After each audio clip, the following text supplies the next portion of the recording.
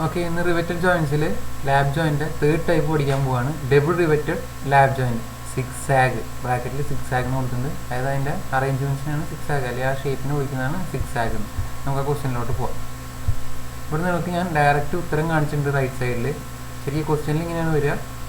T തന്നിട്ടുണ്ടായിരിക്കും, D നമ്മൾ കണ്ടുപിടിക്കണം. D equal to 6√t. Thickness എന്ന് കഴിഞ്ഞാൽ നമുക്ക് ഡയമീറ്റർ കണ്ടുപിടിക്കാം. ഇവിടെ നിങ്ങൾക്ക് റൈറ്റ് സൈഡിൽ ഉത്തരം അതുപോലെ ഡിയും ഡയറക്റ്റ് തന്നിട്ടുണ്ട്. നമുക്കിത് എങ്ങനെ വരയ്ക്കാൻ നോക്കാം.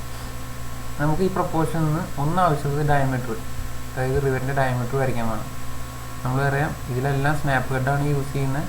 സ്നാപ്പ് ഹെഡ് മാത്രം നമ്മൾ പഠിച്ചാൽ മതി. ലോഞ്ചിറ്റ്യൂഡ് പിച്ച് എന്ന് പറഞ്ഞാൽ രണ്ട് റിവറ്റുകൾ തമ്മിൽ താഴോട്ടുള്ള അകലം, അതാണ് ലോഞ്ചിറ്റ്യൂഡൽ പിച്ച്. അത് എത്രയാണ്? 3D വേണം.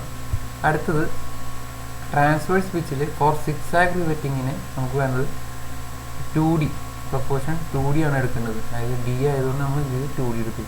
ഈ പി ആയിരുന്നെങ്കിൽ നമ്മൾ 0.6p എടുക്കും. നമ്മൾ ഡി തന്നെയാണ് എല്ലാ ക്വസ്റ്റ്യനും ചോദിക്കാറ്, അപ്പോൾ അതുകൊണ്ട് 2D എടുക്കും.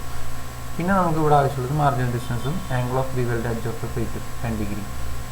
ഇനി ഫിഗറിലേക്ക് നിങ്ങൾ നോക്കുമ്പോൾ കാണാം, ഒരു റിവറ്റ് കാണാം, മറ്റൊരു റിവറ്റ് കാണുന്നില്ല. കാരണം ഇത് സിക്സ് സാഗ് ആയിട്ട് റിവറ്റ് ചെയ്തുകൊണ്ടാണ്. നമ്മൾ കട്ടിങ് എവിടെയാണ്? ഇവിടെ ബി എന്ന് കൊടുത്തത് കണ്ടു, രണ്ട് ഏരോ മുകളിലേക്ക് കൊടുത്ത് രണ്ട് ബി രണ്ടറ്റത്തായിട്ട് കൊടുക്കുന്നുണ്ട്. അത് കട്ട് ചെയ്ത് മാറ്റിയതിൻ്റെയാണ്, സെക്ഷൻ ചെയ്തതിൻ്റെയാണ് ആ ബി.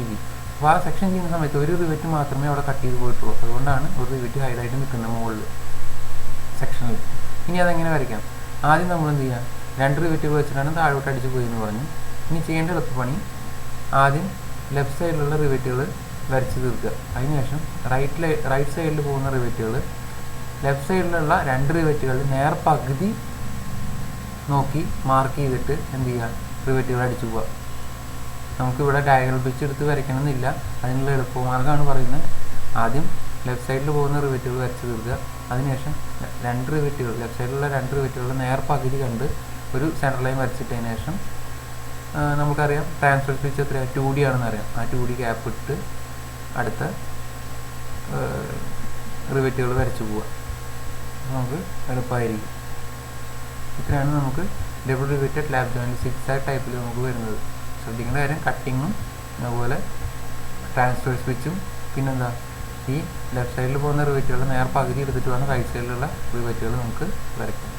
Thank you.